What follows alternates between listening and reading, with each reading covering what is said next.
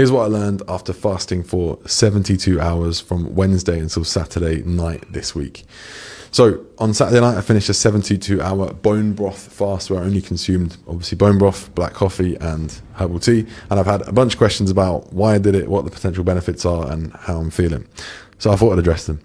My motivations for doing it obviously coincide with a lot of the potential reported benefits. So the main one really for me was the potential benefits to the gut. Okay, so to the gut barrier, to gut inflammation, to the general GI tract, and to the microbiome. So I've had a lot of issues recently, and for a long time, to be honest, as a result of my practices when bodybuilding. My fault, not bodybuilding's. And I wanted to give the gut a break. I wanted to use the bone broth to kind of replenish the gut, give it a chance to heal, reduce inflammation, improve my microbiome, and I guess we'll see the impacts of that in time. Number 2 would be the benefits to my metabolic health, right? So blood glucose, blood insulin, general inflammation as a result of having pretty chronically high blood glucose, which is something that I've had for a while now. So that was the second thing that I was looking for.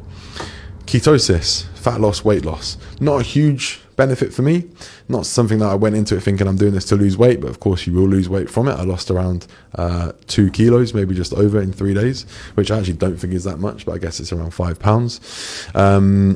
The bone broth supposedly does not take you out of ketosis, so that autophagy will go on, which is amazing. That's the process of your body effectively refreshing itself, okay, clearing out the dead, useless old cells and replacing it with new ones, new fresh cells, let's say, for want of a better word.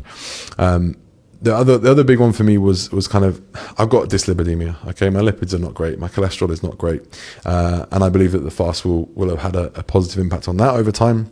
And obviously a huge buzzword recently, everyone's talking about mitochondrial efficiency and what drugs you can take to maximize your mitochondrial output. But actually fasting is a huge way that you can improve your mitochondrial efficiency, so that's pretty cool to know as well. Now, what I will say is that I'm incredibly proud of myself for finishing it. I'm a very food-focused individual, so to not eat at all for 3 days and be able to do that and stick it out and firm it, that for me just gave me a real cool sense of pride. I like doing hard shit, and that's certainly a hard thing. I definitely got a nice sense of mental clarity at times.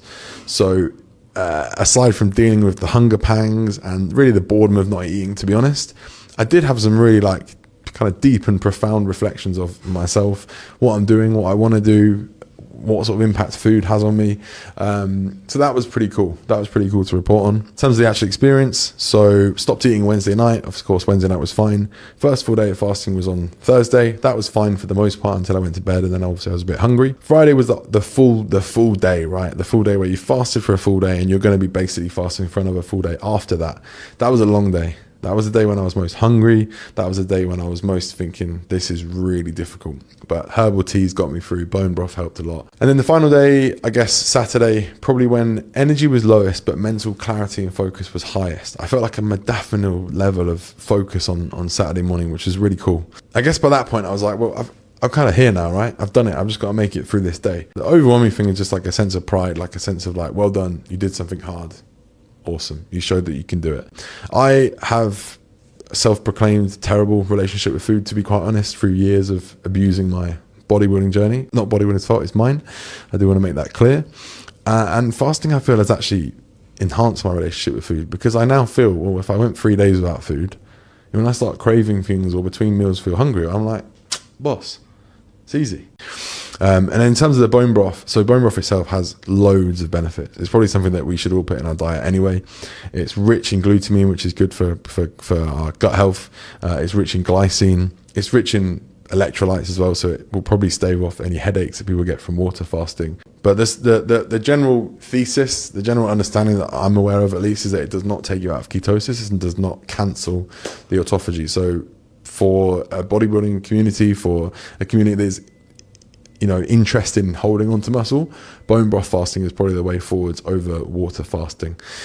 Happy to be corrected on any of that. Just sharing my experience. It was really awesome. I would recommend it if it can fit into your, schedule anyway. It's not easy. It's not for the faint-hearted. But of course, I did go straight in with a 3-day fast because I'm sick like that. And yeah, I feel proud of myself. So we'll leave it at that. And any questions, stick them in the comments. Peace.